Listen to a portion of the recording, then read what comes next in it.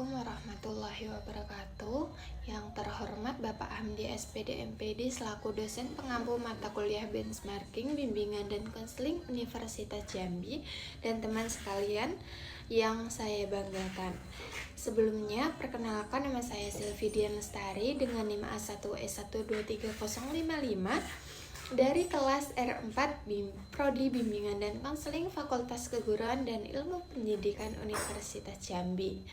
Pada kesempatan kali ini, saya akan mempresentasikan hasil benchmarking layanan bimbingan dan konseling pada Pusat Pelayanan Terpadu Pemberdayaan Perempuan dan Anak atau biasa disebut dengan P2TP2A Provinsi DKI Jakarta yang disusun sebagai tugas mata kuliah benchmarking bimbingan dan konseling.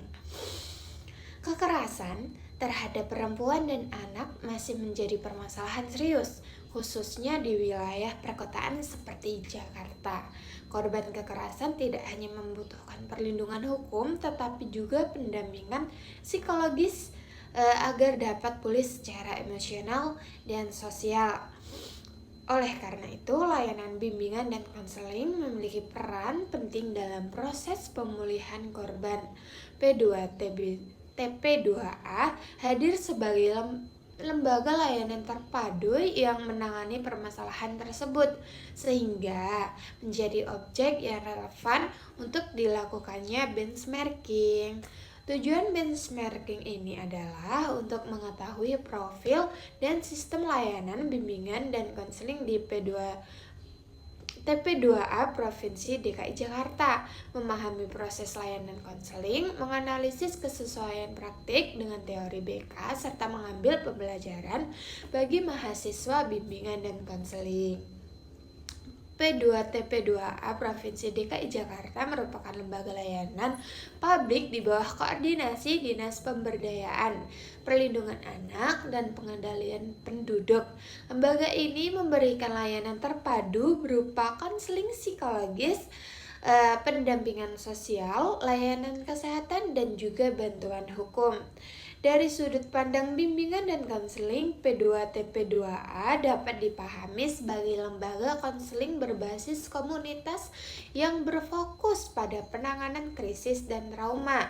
Sasaran layanan P2TP2A juga meliputi perempuan dewasa, anak-anak, dan remaja yang mengalami berbagai bentuk kekerasan seperti kekerasan dalam rumah tangga, kekerasan seksual, penelantaran, dan juga konflik keluarga.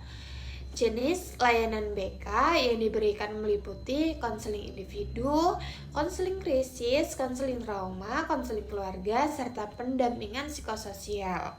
Layanan disesuaikan dengan kondisi dan juga kebutuhan klien nih.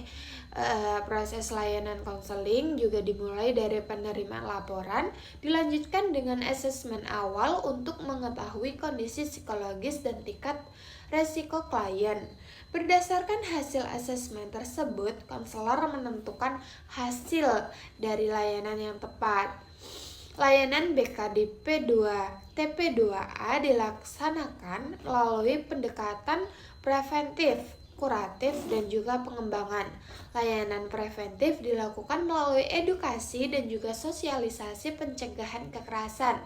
Layanan kuratif diwujudkan melalui konseling krisis dan juga trauma. Sementara itu, layanan pengembangan dilakukan melalui pendampingan psikososial jangka panjang untuk mendukung pemulihan klien.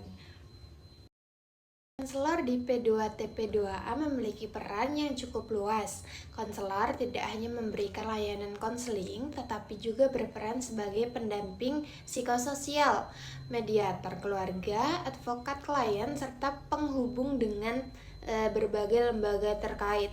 Peran ini menunjukkan bahwa konselor bekerja tidak hanya pada tingkat individu, tetapi juga melibatkan lingkungan sosial dan sistem pendukung klien. Jenis kasus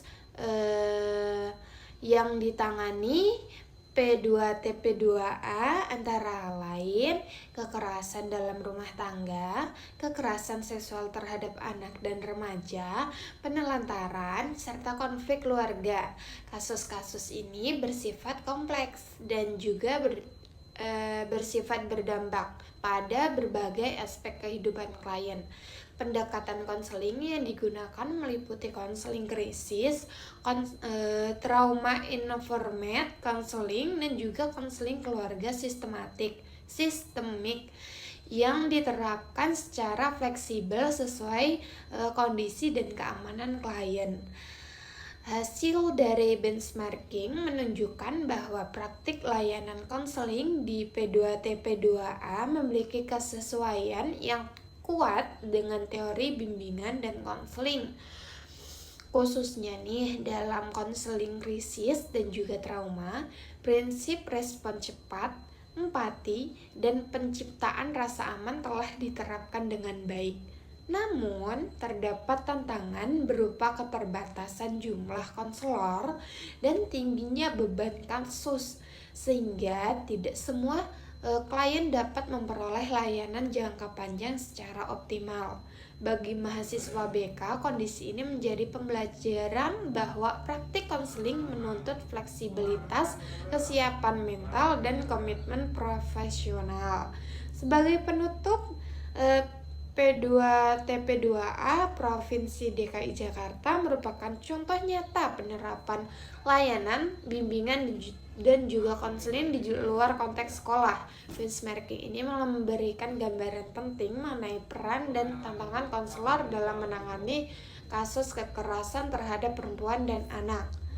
Oke, terima kasih semuanya atas perhatiannya. Saya akhiri. Wassalamualaikum warahmatullahi wabarakatuh.